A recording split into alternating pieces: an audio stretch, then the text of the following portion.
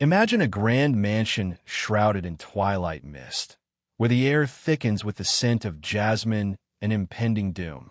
13 souls writhe in unholy torment, their cries merging with the toll of a distant church bell. Each gasp a plea for mercy that heaven ignores. Was this mere fever, or the hand of divine justice striking through the veins of the guilty?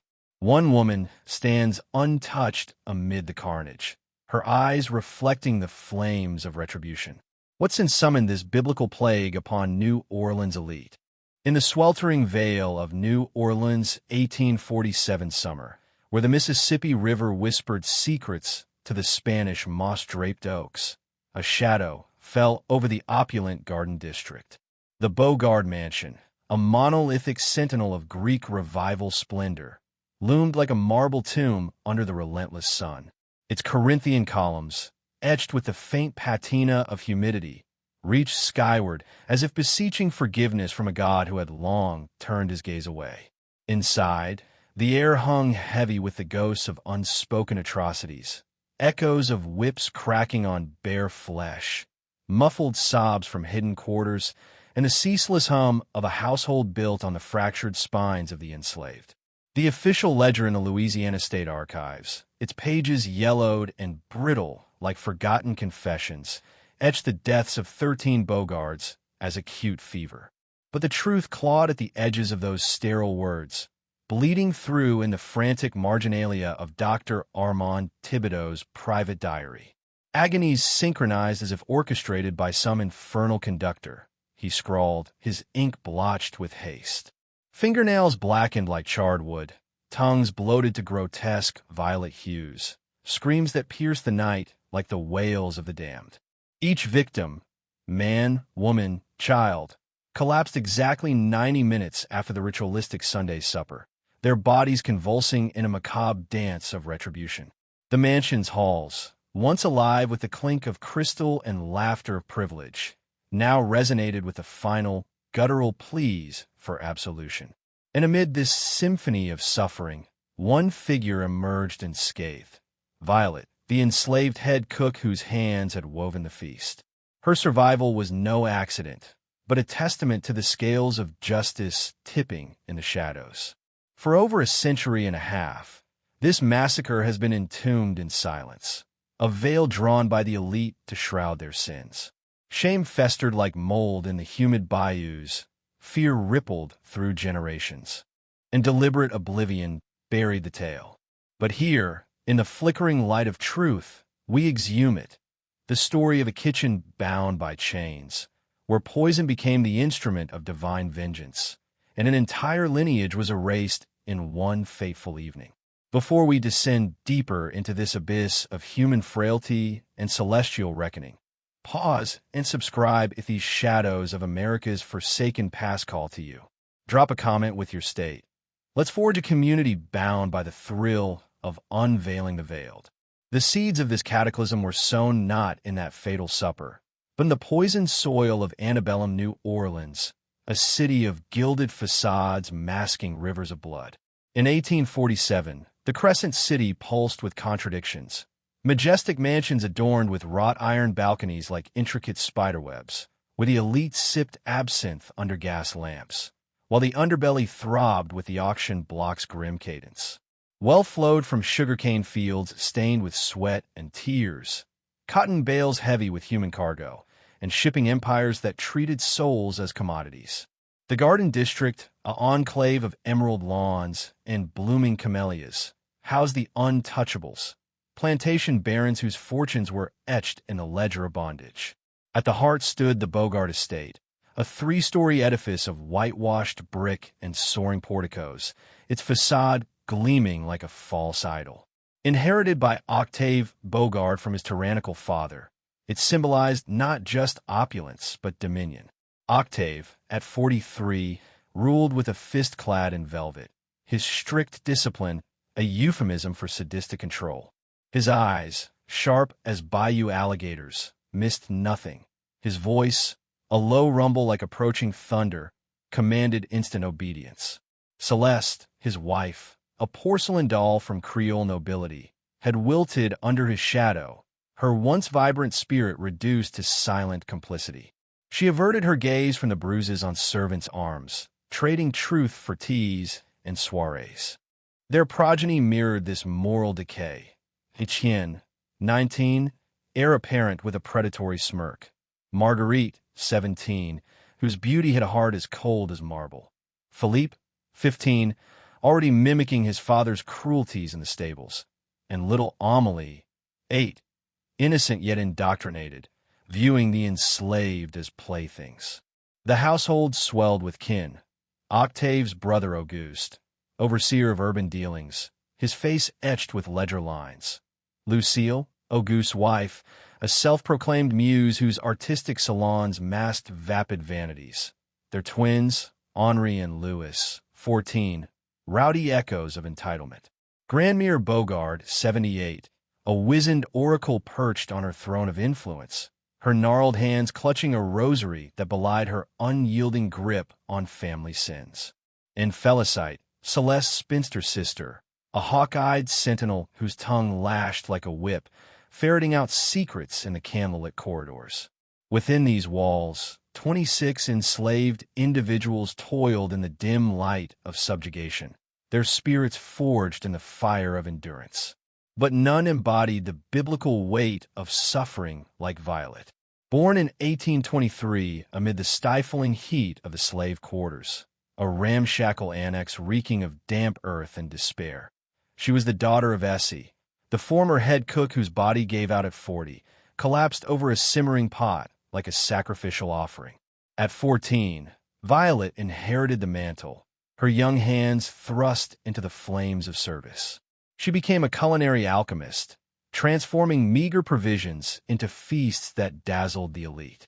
Her roux darkened to the perfect amber, her spices danced like forbidden incantations, her desserts rose like ethereal visions, earning the Bogard's acclaim at balls and banquets. Yet this gift was a curse, chained to 18-hour days that blurred dawn into midnight. Her quarters, a windowless cell of bare planks and flickering tallow candles, held only a pallet of straw, a threadbare shift, and her mother's wooden cross, a talisman of faded faith, its edges worn smooth by desperate prayers. As head cook, Violet straddled a precarious ledge, exalted for her artistry, yet forbidden the fruits of her labor. She gauged flavors by aroma alone, textures by the steam's caress, sweetness by the subtle shift in hue, a tormenting denial that echoed the Garden of Eden's forbidden fruit. Octave reveled in this irony, his mocking barbs like thorns. You craft ambrosia for gods, girl, but you'll sup on dust eternally. The other enslaved souls regarded Violet with a mosaic of awe and sorrow. Samuel, the stablemaster's son at 28, his frame honed by labor, kindled a spark in her weary heart. Their encounters, stolen amid the moonlit courtyard, whispers scented with hay and hope, blossomed into love's fragile bloom. But in this realm of ownership, affection was peril. Dreams of freedom in the north flickered like distant stars, unattainable on wages that fed the master's coffers. Old Moses, the butler, a stooped figure of 40 years' servitude, anticipated needs with eerie prescience, pouring wine before thirst was voiced, vanishing like smoke during whispers of wickedness. His eyes, deep pools of concealed rage, burned with the fire of suppressed judgment. Young Lila, 16, Celeste's maid, glided through rooms like a wraith, her ebony curls framing a face of haunting beauty. She dreaded the leering gazes of the Bogard man, her steps silent as prayers for invisibility. Thomas, Samuel's father, master of horses and survival, wore a mask of stoicism, his lined face a map of buried griefs, having outlived masters and loves, knowing that revelation meant ruin. The mansion's rhythm pulsed like a heartbeat dictated by decree. Breakfast at 7 in the sun-dappled morning room, where silver trays gleamed against floral wallpaper. Luncheon at 1, often laced with societal intrigue. But Sundays crowned the week with sacred excess, the supper at 6. Ritual in the grand dining hall. Beneath a Parisian chandelier, crystals refracting candlelight into rainbow shards. The table groaned under heirloom china and sterling. 7 courses unfolded like chapters in a profane gospel. Velvety bisque, sauced seafood, spiced fowl, verdant side from the garden's bounty, opulent meats proclaiming wealth, and confections sculpted as edible art. The prelude began at 5:30 in the parlor, brandy swirling in snifters for men, cordials for ladies. Conversations weaving business with scandal, children mute as statues. Moses' announcement heralded the procession, Octave at the helm, seating etched in hierarchy. Grandmere to his right, a sentinel of tradition, Auguste to left, a pillar of commerce. Dialogue flowed, scripted, a facade of unity masking fissures. Yet beneath this veneer, sins festered like unseen rot. Spring 1847 brought tempests. Floods ravaged the sugar harvest. Debts mounted like gathering storm clouds. Octave, cornered, contemplated auctioning property, human lives bartered for solvency. His volatility erupted, a divine warning ignored. The enslaved read omens in his clenched fists, icy stares, brewing malice. In this cauldron, Violet and Samuel's bond deepened, a light in the void. The spark ignited on a blistering Thursday in late June, heat mirage waving the air like a shroud. Violet, in the kitchen's inferno, copper pots hissing, herbs fragrant as incense. Arranged hors d'oeuvres for Charleston guests. A cry pierced the haze. Samuel's voice, laced with pain. She dashed to the window, heart pounding like a war drum. In the courtyard's dust, baked hard as judgment stone, Samuel knelt, shirt shredded, back a canvas of crimson welts. Octave towered, whip coiled like a serpent, face contorted in demonic fury. "You dare cast eyes on my daughter," he bellowed, spittle flecking like unholy rain. Marguerite's infatuation had twisted into accusation. Samuel's aversion seen as audacity, a sin against the order. "Please, master," Samuel gasped, breath ragged as a torn psalm. "I never." The whip sang again, a lash echoing biblical plagues. Violet's soul fractured. She exploded from the door, interposing her body like a shield of faith. "Stop, Master Octave. He's done no wrong. He's faithful, hard-working." Octave's gaze shifted, a predator's pivot, rage crystallizing to glacial calculation. The courtyard hushed, slaves melting into shadows like witnesses to Sodom's fall. The cook presumes to command. His whisper slithered, venomous as the serpent in Eden. Violet trembled but held, her voice a defiant hymn. "He's a man of God, master. No harm in him." Laughter shattered the tension, brittle as shattered commandments. "A man? Property, girl. Mine to break." He leaned in, breath foul as brimstone. "You've forgotten your place. Ideas above your station, whispers of rebellion." Punishment descended like heavenly wrath, twisted by mortal hands. Samuel, chained in the tack room's darkness, no sustenance, only thirst and torment to learn humility. For Violet, a cruelty echoing Pharaoh's plagues. Prepare feasts as ever, but eat only after full family approval. And I, Octave sneered, am seldom satisfied. The ensuing days blurred into a purgatory of starvation. Violet's hands quivered over dough, vision swam in sauce pots, legs buckled under Trey's weight. Physical agony paled against mental scourge. Octave's critiques, venomous barbs dissecting each dish, too bland, like your spirit, overcooked, like your insolence.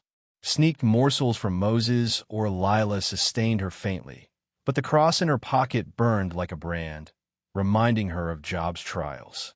Nights brought fevered dreams, Samuel's wounds festering in isolation, his whispers of love echoing hollow. The mansion's walls seemed to close in, shadows lengthening like accusing fingers. Whispers among the enslaved stirred, old Moses murmuring of the Lord's vengeance, Lila's eyes wide with prophetic fear. The air thickened with portent, the bayou winds carrying moans that could be wind or wailing spirits. As hunger gnawed Violet's frame, a resolve hardened like tempered steel. In the kitchen's solitary glow, amid hanging herbs and gleaming knives, she pondered the herbs not for flavor, but for fate. Arsenic, whispers from market vendors, disguised as rat poison. Colorless, tasteless, a silent angel of death. Biblical echoes resounded. Vengeance is mine, saith the Lord. But in her hands it became a tool of earthly justice. The Sunday approached like Judgment Day, the menu a veil for malice. Violet's preparations masked meticulous plotting. The soup laced subtly, fish veiled in toxin, foul spices hiding doom. Each course a step toward redemption or damnation, her soul teetering on the precipice. As the family gathered, oblivious in their finery, Violet served with steady hands, her eyes averted but spirit aflame. The chandelier's light danced mockingly, casting halos on the guilty. Laughter pealed, toasts raised, to prosperity, to legacy, unwitting to the poison coursing like sin through their veins. 90 minutes later, the first cry shattered the night, a guttural wail from Grandmere, clutching her throat as if choking on unspoken confessions. Chaos erupted, Etienne convulsing, foam flecking lips like rabid judgment. Marguerite's screams piercing, her beauty twisting into grotesque mask, little Amelie whimpering, innocent eyes pleading why. Octave, the tyrant, clawed at his chest, face purpling as divine retribution claimed his heart. Violet retreated to the kitchen, cross clutched, whispers of prayer mingling with distant thunder. The mansion's halls filled with the symphony of suffering, blackened nails scratching floors, swollen tongues gasping pleas. Dawn broke, silence descending like mercy's veil. 13 bodies lay still, souls dispatched to face eternal scales. In the aftermath, whispers of fever masked the truth, but Violet's survival sparked suspicions quelled by fear. She vanished into the bayous, a ghost of justice, her legacy a chilling reminder. Sins of the fathers visit upon the children, poison in the cup of the wicked. This tale, rooted in the grim annals of slavery's horror, echoes eternal themes, guilt's inexorable tide, redemption's thorny path, divine retribution's unyielding hand. In New Orleans' misty streets, where jazz now masks old moans, Violet's vengeance lingers, a spiritually chilling testament to the unbroken spirit. The days following Octave's decree blurred into a haze of torment, the kitchen's sweltering heat mirroring the inferno raging in Violet's spirit. Copper pots simmered endlessly on the cast-iron stove, their steam curling like accusing ghosts toward the soot-blackened beams overhead. The air thickened with the sense of rue darkening to mahogany, herbs crushed under her pestle. Thyme, sage, bay leaves, fragrances that once brought her quiet joy, now twisted into instruments of survival. Her body, gaunt and trembling, moved through the motions, but her mind sharpened like a hidden blade. Octave's criticisms rained down mercilessly during those interminable meals. The soup lacks depth, too watery, like your worthless spirit. He'd sneer, savoring each spoonful while Violet stood rigid in the dining room's corner, shadows pooling at her feet from the gas lamp's feeble glow. The meat was deemed chewy as leather, the vegetables mushy abominations, each fault prolonging her starvation. He lingered over descriptions, the juicy tenderness of the roast, the creamy decadence of her praline bread pudding, his voice a deliberate torment, eyes gleaming with sadistic delight as she swayed, vision spotting from hunger. On the second day, desperation birthed defiance. Samuel, fueled by whispers of Violet's, suffering filtering through the quarters, wrenched free from the tack room's chains in the dead of night. Splinters embedded in his palms, blood trailing from reopened welts, he stumbled toward the kitchen's faint light. But Octave's hounds, loyal overseers, descended swiftly. The courtyard erupted in chaos, cracks of whips slicing air, Samuel's muffled grunts, the dull thuds of boots on flesh. Dr. Armand Thibodeau was summoned under lantern light, his medical bag clinking as he knelt in the dust, probing gashes that wept crimson. As the doctor swabbed wounds with carbolic-soaked cloths, Violet hovered at the threshold, her emaciated frame silhouetted against the kitchen's dying embers. Her eyes, sunken yet ablaze with an unearthly fire, locked on Samuel's broken form. Thibodeau paused, a chill tracing his spine. Later, over brandy in his Creole cottage, he confided to his wife, "That woman's gaze, it's the look of the abyss staring back." Pushed beyond endurance, some souls shatter into submission. Others forge themselves into weapons. I've treated enough broken spirits to know the difference. Mark my words, she's dangerous now. Thibodeau, a man of modest origins elevated by intellect and empathy, navigated the treacherous waters of plantation society with care. He mended the elite's ailments while secretly aiding the enslaved, slipping laudanum for pain, setting bones crushed under whips when masters deemed treatment wasteful. He understood cruelty's alchemy, how it hollowed most into obedient husks, but transmuted a rare few into vessels of unyielding resolve. In Violet's steady hands, unshaking despite famine, he glimpsed the latter. A warning to Octave formed in his mind, but urgency faded amid daily demands, buried until regret's bitter harvest. By the third day, as Violet watched Octave devour her pudding with exaggerated moans of pleasure, something primordial fractured within her. Hunger clawed at her insides like a ravenous beast, legs buckling beneath platters heavy as sin. Yet in that abyss, clarity descended, a cold, crystalline fog from the river's depths. She observed anew Octave's tremor when tallying debts, betraying deeper ruin. Celeste's furtive glances at the decanter, her delicate facade cracking under spirit solace. Philippe's stolen, predatory stares at young Lila, stirring nausea like bile. Most crucially, routines etched themselves indelibly. Grandmere's tonic swallowed precisely half an hour before meals. Auguste's compulsive pocket watch checks every quarter hour. Amelie's childlike habit of devouring vegetables first, savoring sweets last. Once mere duties, these details now formed a tapestry of vulnerability, a divine puzzle awaiting the hand of justice.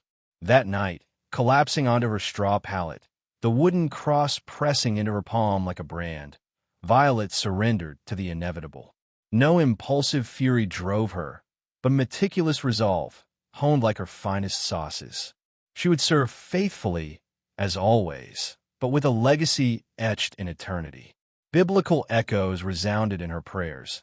The plagues upon Egypt, Pharaoh's hardened heart, the wages of sin paid in full. July's blistering dawn brought superficial normalcy. Violet resumed her labors with mechanical grace, her mask of deference impenetrable. To the Bogards, punishment had triumphed, rebellion quashed, order restored. Meals ascended to unprecedented splendor. Presentations ornate as altarpieces, flavors layered in symphonies of spice and subtlety. But intimates sensed the shift. Old Moses, his bent frame a chronicle of endurance, noted her movement's eerie precision. No longer the intuitive dance of passion, but clockwork inevitability. Her sensory mastery intensified, discerning doneness by oven's hum, balance by aroma alone, almost otherworldly, as if spirits whispered secrets.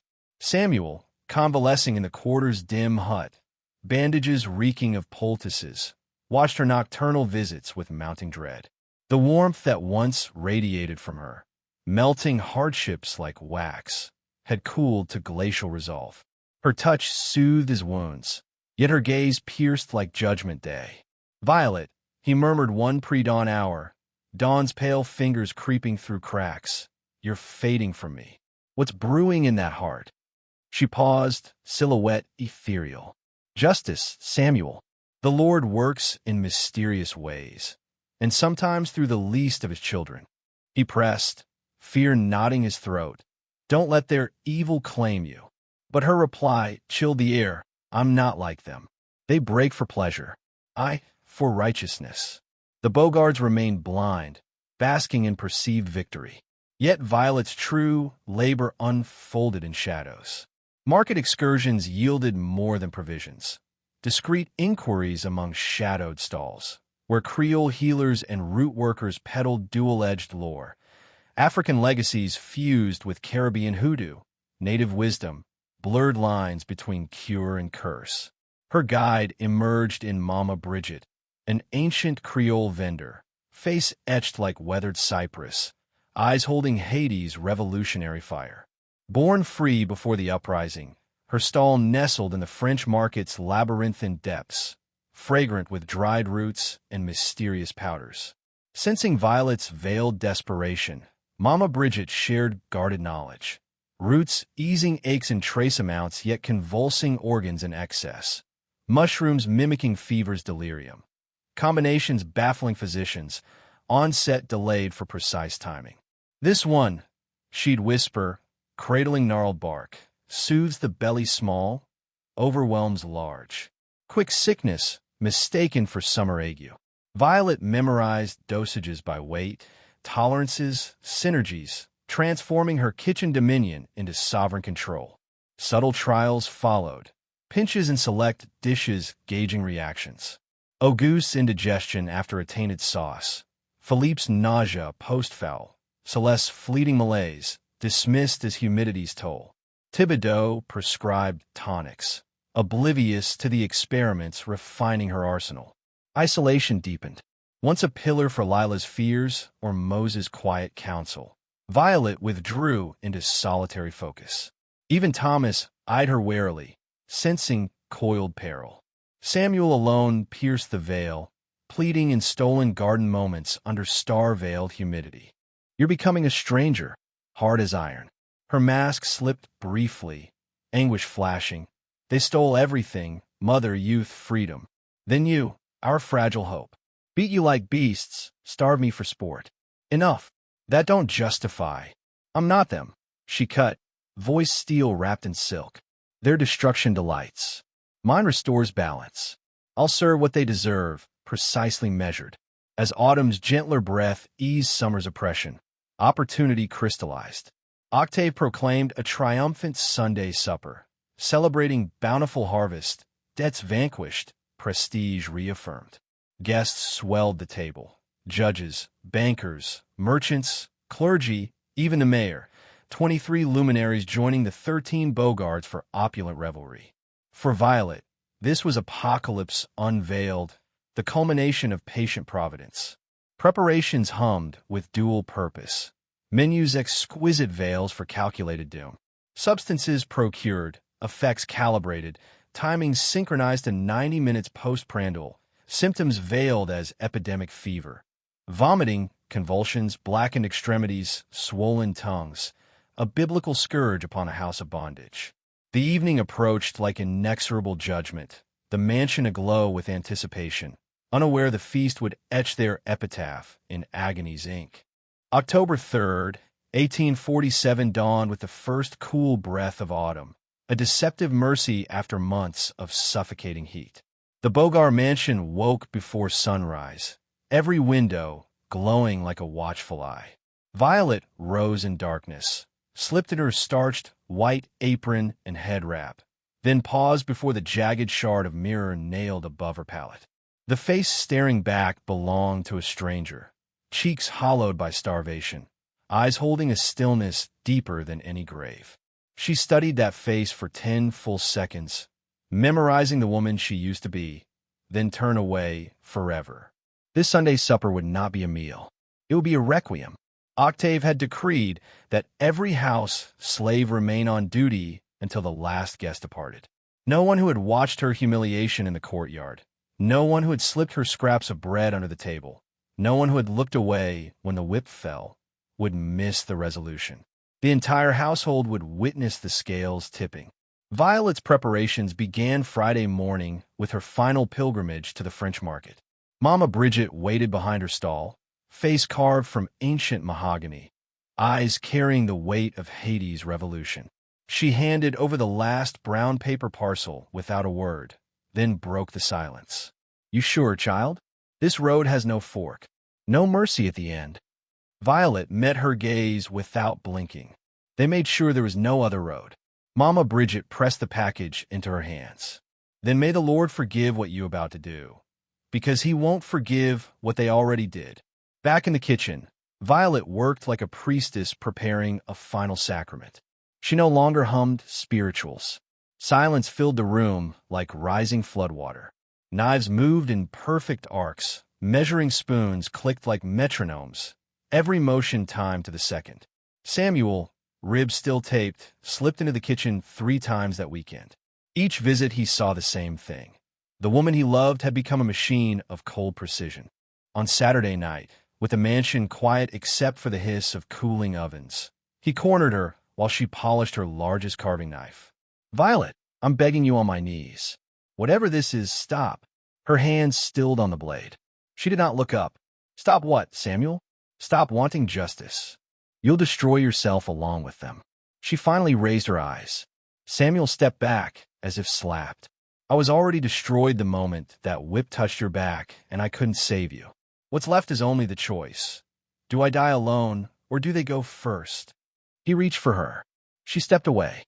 "If you love me," she said, voice soft as a prayer, "find a reason not to be here tomorrow night." Samuel stared at her for a long heartbeat. Then he understood. "Dear God, what have you done?" She turned back to the knife. The conversation was over. The decision had been made weeks earlier in a dusty courtyard under a blazing sun. Sunday morning the mansion became a living cathedral of wealth. Fresh camellias and gardenias filled every vase. Irish linen tablecloths were ironed until they shone. Limoges china gleamed like pale moons. Sterling silver caught candlelight in blinding flashes. Celeste spent 3 hours having Lila pin her hair into an elaborate chignon. Grandmere insisted on her black silk and 3 generations of emeralds.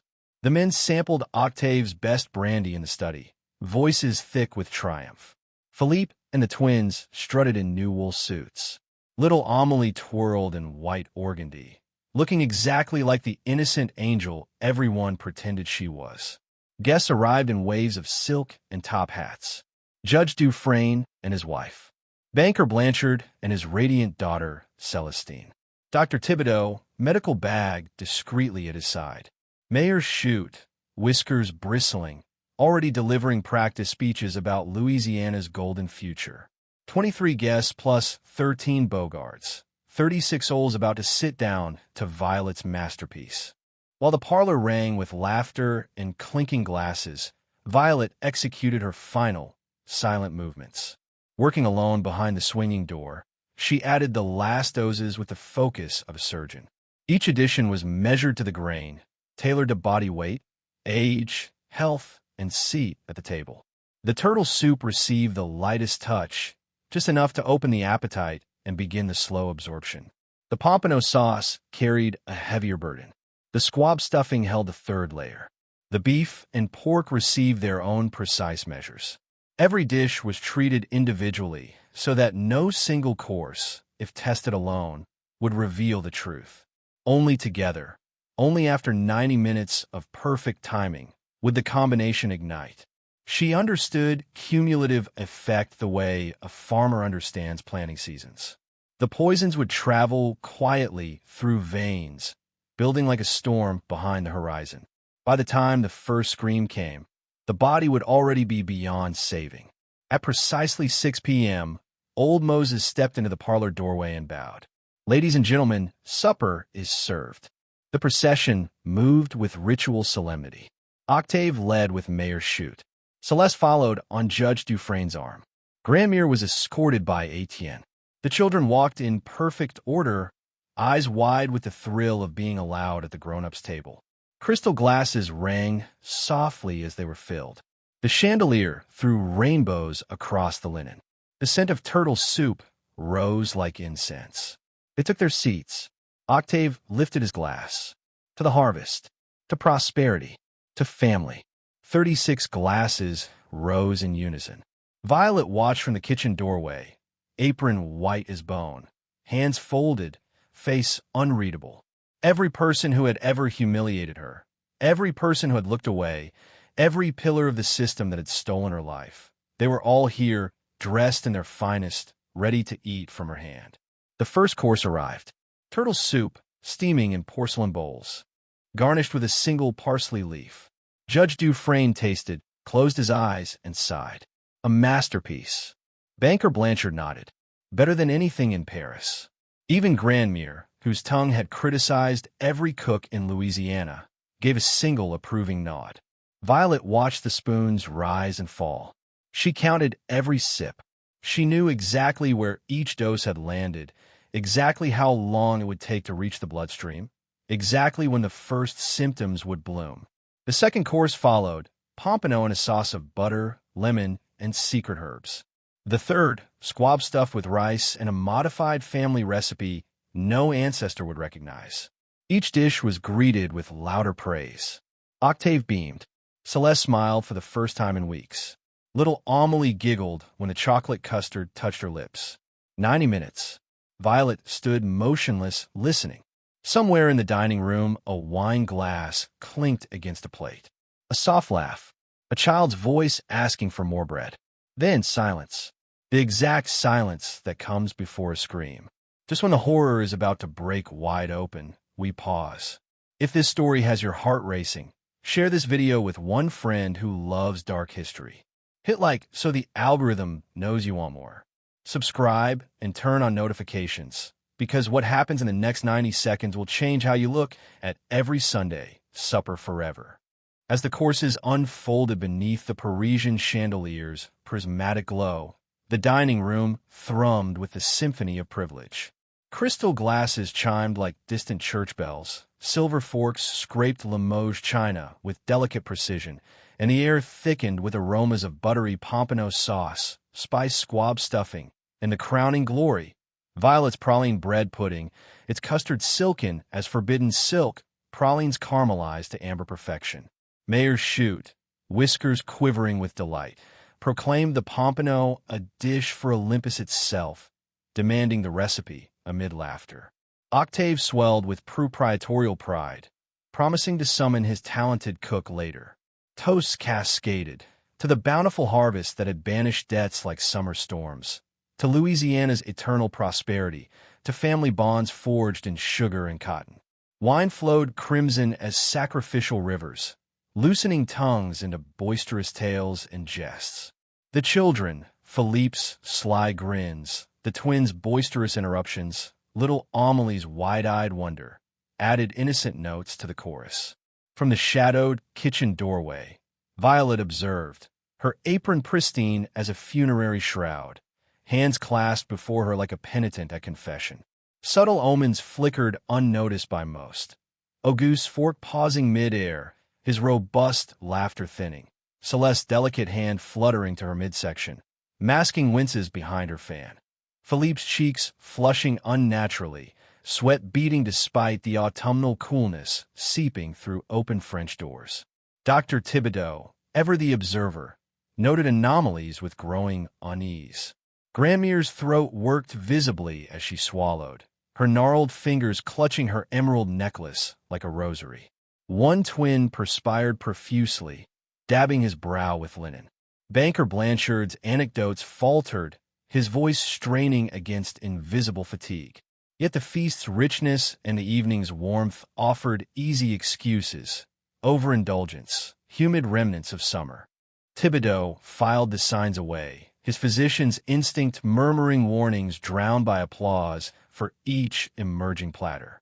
The dessert arrived like a profane Eucharist, towering bread pudding, sauce glistening under candlelight, accompanied by rich coffee and cordials. Praise crescendoed to ecstasy. Judge Dufresne jested that Violet belonged in Versailles, not a private kitchen. Octave raised his glass highest, to the finest cook in Louisiana, a triumph that will echo through the ages. Irony hung unspoken, prophetic as biblical prophecy. Diners leaned back, sated and languid, the room heavy with contentment. Then, the fracture. Auguste halted mid-anecdote, hand clawing his throat, face purpling like overripe fruit. I can't, words strangled, eyes bulging in bewildered terror. Celeste's fan clattered to the table, hands convulsing as if seized by invisible demons. Parchment pale, she gasped, burning inside. Thibodeau surged upright, alarm piercing the haze. Something's amiss, but his own gut twisted violently, vision tunneling. Chaos erupted like the plagues descending upon Egypt. One by one, synchronized as if by divine conductor, bodies rebelled. Abdominal fires raged. Nausea surged in waves. Breaths rasped through constricted throats.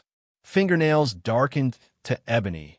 Tongues bloated grotesquely, veins pulsing with infernal heat. Grandmere toppled first, her frail frame crashing, shattering crystal in a spray of lethal shards, her final wheeze a guttural plea to saints who offered no succor. Little Amelie, in her pristine organdy now soiled with sweat and bile, whimpered for Mama, her child's swift metabolism hastening the torment. Intense, merciless, yet fleeting as innocence lost. Mayor Chute, dignity forsaken, crawled toward escape, retching a trail across Persian rugs, organs failing in futile expulsion. Thibodeau staggered among them, hands trembling as he pressed pulses, barked futile orders, laudanum, emetics, anything. But the cocktail overwhelmed, multi-system assault, no antidote in 1847's crude pharmacopoeia. Moses, fetch aid, he croaked, collapsing as agony doubled him. Clarity pierced the veil, too late. All too late. In the kitchen's dying embers, Violet stood immobile, listening to the cacophony, screams melding into gurgles, thuds of falling bodies, shattering porcelain like cracking bones. Tears streamed silently. Not remorse, but catharsis, a dam bursting after years of contained fury. Her mother's cross burned warm against her breast, whispering approval from beyond. Samuel burst through the swinging door, defying her plea to flee, love anchoring him amid apocalypse. Face ashen, he beheld her statue-like form. "Violet, my God, what have you wrought?" She turned, eyes gleaming with fractured serenity, the old warmth a ghost, replaced by tempered steel. Exactly what was owed, Samuel. Measured to the grain. Nothing more, nothing less. By midnight, silence cloaked the mansion like a pall. Only whispers from huddled survivors, the enslaved untouched by the tainted feast, and Thibodeau's faltering quill scratching certificates. He alone endured, perhaps spared by modest portions or medicinal tolerances. Official verdict, sudden fever, unknown origin. Truth buried deep, proof elusive in natural compounds, synergistic horrors baffling era's science. Autopsies would reveal only systemic failure, attributable to miasma or cholera's phantom. Society reeled in hushed horror. The plantation auctioned to creditors, mansion vacant a decade, shadows lingering. Enslaved scattered. Moses and Thomas to kinder fates, Lila vanishing into deeper chains, Samuel to Mississippi's fields. Dying 2 years hence, spirit shattered, welcoming oblivion. Violet evaporated from records. Some whispered sail to remote bayous, obscure death. Others escape northward, freedom's embrace. But Creole lore endures. She melted into French Quarter mists, cooking anonymously for the destitute. Redemption in nourishing the forsaken. Her vengeance a haunting parable. Thibodeau's hidden journal, unearthed generations later, wrestled with her enigma. Not born a monster, but forged in cruelty's furnace. Guilt shared by a society complicit in bondage's sins. If divine justice exists, it flowed through her hands that night. The mansion, reoccupied in the 1850s, birthed ghosts, sudden illnesses at dinners, phantom cooking scents, sightings of a young black woman by the stove at dawn. Apron specter, eyes unyielding. Through Civil War occupation, unexplained maladies plague soldiers. Preservation attempts faltered in mishaps. Demolished in 1894, kitchen eerily intact, as if preserved by unseen guardianship. Today, a modest park marks the site. Locals report fleeting nauseas at gatherings, elusive aromas of rue and spices, dawn glimpses of a veiled figure in antebellum garb. Violet's legacy, a spiritually chilling echo. Oppression sows its own harvest, retribution patient as simmering poison. This tale, woven from antebellum shadows, illuminates humanity's abyss, cruelty's corruption, resistance's tragic cost. The Bogards, products of their era, blinded by entitlement, reaped what systemics implanted. Violet, once creator of joy through sustenance, transmuted into destroyer. Not evil innate, but survival's forge, leaving no unscarred path. True horror lies not in phantoms, but mortal choices, a society's prosperity built on broken bodies, ignoring cries until vengeance answers in kind. Pause here, as the mansion falls silent forever. What lingers in your soul? Was this justice, divine or damned? Or tragedy's inexorable tide? Share below. Did Violet serve righteousness or cross into the abyss? If these veiled histories grip you, subscribe, notify, share with fellow seekers of the shadowed past. Together, we unearth America's unspoken reckonings.